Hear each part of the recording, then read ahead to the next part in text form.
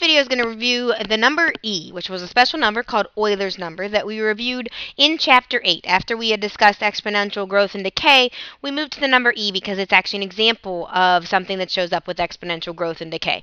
So the first thing that you're going to have to do is do some basic simplifying, working with e, and using your exponent rules and your radical rules that you would have learned in the last chapter. So you'll have a section just like this on your quiz, on your test, and it will always just say simplify as much as you can.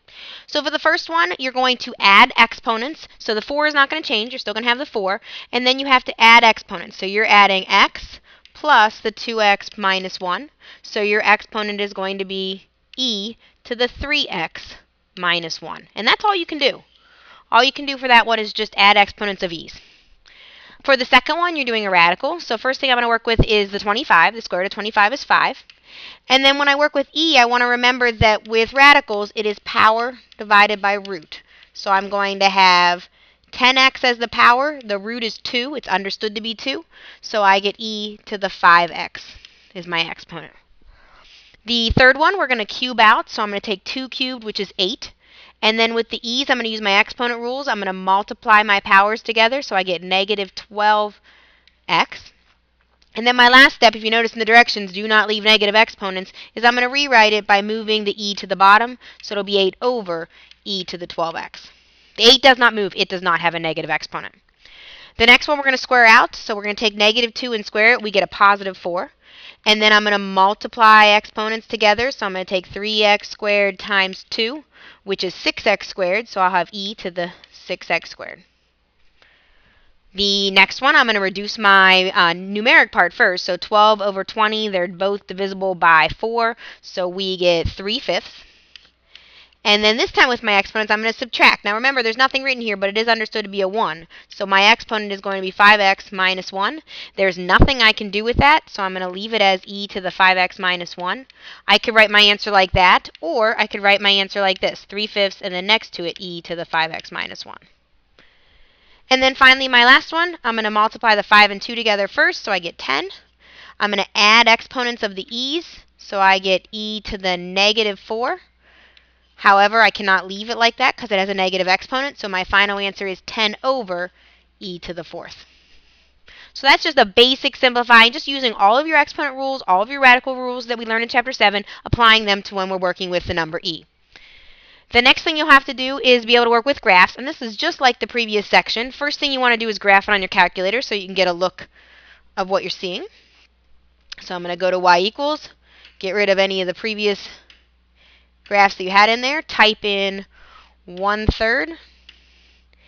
E, and E you can use a lot of ways. I'm going to do the second and the button that says outline on it. E to the x minus 2. And then minus 1.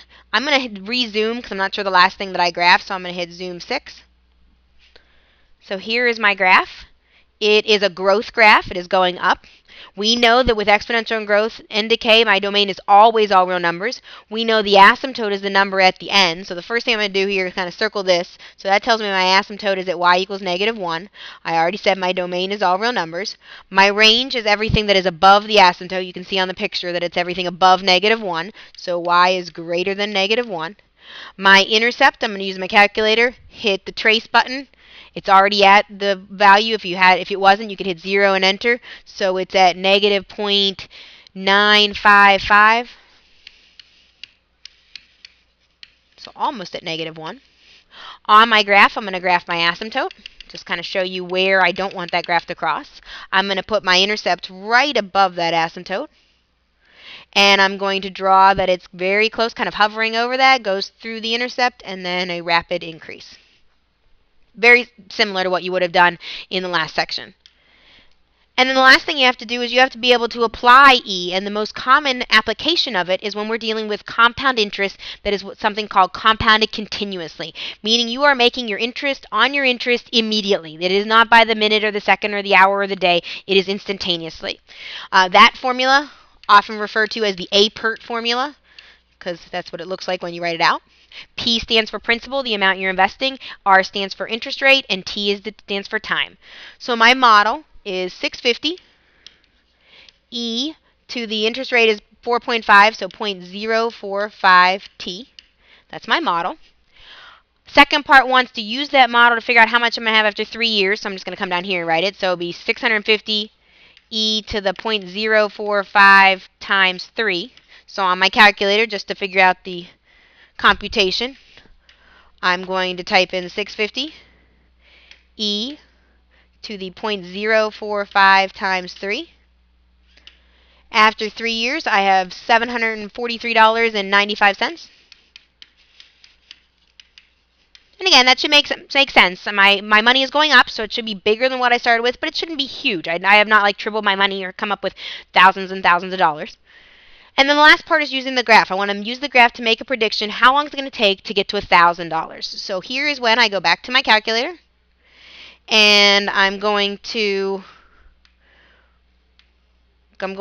graph in my y equals my model. So get rid of this last equation. So my model is 650 e to the 0.045 x. Again, you have to put an x there, or you'll just get a horizontal line. And I'm trying to get to 1,000. I'm going to go to my window. Again, I'm starting at 0 for time. I don't know how long it's going to take. I'm going to keep it at 10. It may take longer than that. I'm starting at 0 for money. I want to get to 1,000, so I need to be bigger than 1,000, so I'll make my y max 1,200. Graph. Here is my money increasing. And there is when it takes, looks like it's going to be almost exactly 10 years. I think I can do it without changing my window, so I'm going to go to calculate, set second trace. Intersect is 5, enter, enter, enter. It's almost 10 years. It's going to take 9.573 years. So 9.573 years. Which again, make sure it's logical. Makes sense that in 3 years, if it went up about $100, then it makes sense that it takes about 10 years for my money to go up about $350 from my original amount. It shouldn't be hundreds of years, but it also shouldn't happen overnight. So you want to make sure all of your answers with these word problems seem to make sense. And if you can do that, if you can do the previous video that went through the basic exponential growth and decay, then you're all set on the first half of this chapter.